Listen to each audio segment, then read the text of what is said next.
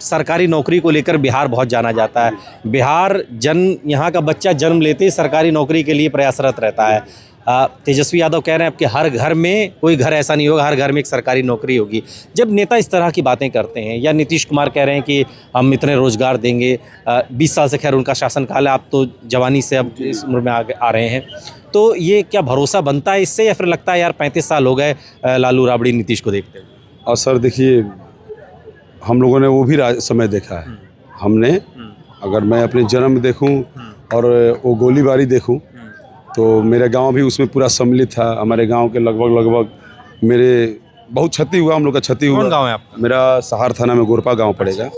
और मेरे गांव के लगभग 42 लोग 20 वर्ष से सजा काट के भी आए हैं। बेलाउर गांव, एकवारी गांव, हम लोग का सबके सब क्लोज में गाँव है। तो हम लोगों ने क्षति बहुत पाया सर। वो 15 साल 2005 तक का समय, अगर मैं अपना बता रहा हूँ, मैं और मेरा भाई दोनों सगुना मोड़ पे कैंटीन, CSD कैंटीन से सामान लेके खड़े थे। 2003 में मैं जॉब में गया था और भाई मेरा 10 साल पहले था।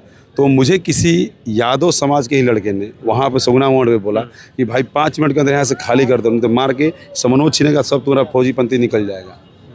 ये जब मैं पहली बार छुट्टी आया था आर्मी से ट्रेनिंग करके, तब की घटना। आप अपना अनुभव खुद? मैं अपना खुद का, बाकी क्या होता था सब जानते हैं।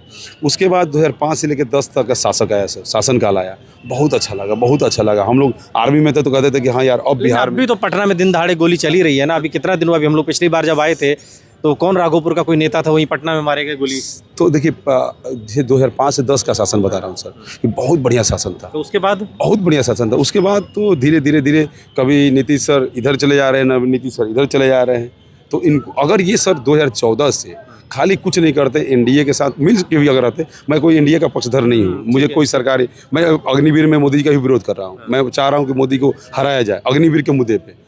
लेकिन अगर नीतीश कुमार 2014 से खाली बीजेपी के साथ या जो भी केंद्र में सरकार थी उसके साथ सट के खाली रहते ना, तो आज बिहार का बहुत, जो आज लोग कर रहे हैं, हम पलायन रोकेंगे, जिसे जन स्वराज के प्रशांत किशोर हैं, आज पलायन के मुद्दे के ऊपर बात कर रहे हैं। इससे पहले बिहार में कौन पलायन की बात करता था? आज के पहले जो आप लोग कहते हैं कि ये दूसरे अरविंद केजरीवाल बन जाएंगे, मैं कहता हूँ कि दिल्ली में कभी जाके घूम के देखिए। आप अगर दिल्ली में घूमे होंगे तो दिल्ली की जो शिक्षा की व्यवस्था है, आज पूरे इंडिया में ऐसा व्यवस्था नहीं है।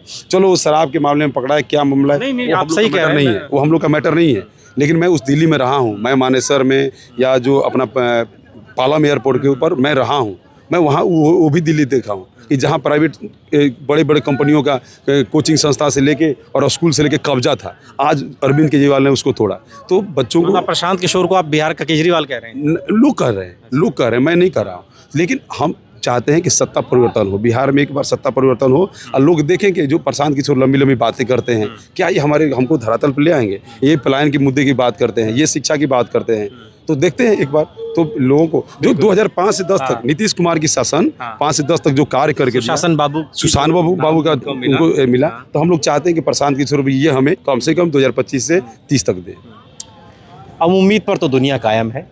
पटना के गांधी मैदान में जब हम चंदन पांडे जैसे लोगों से मिलते हैं, जो सेना में रहे, जिन्होंने एक लंबा अनुभव वहाँ का रहा, और कई ऐसे विषयों पर जब हम बात करते हैं तो ये महसूस होता है कि बिहार को अभी भी एक ऐसे नेता की तलाश है जो बिहार को सही मायने में सुशासन की तरफ ले जाए।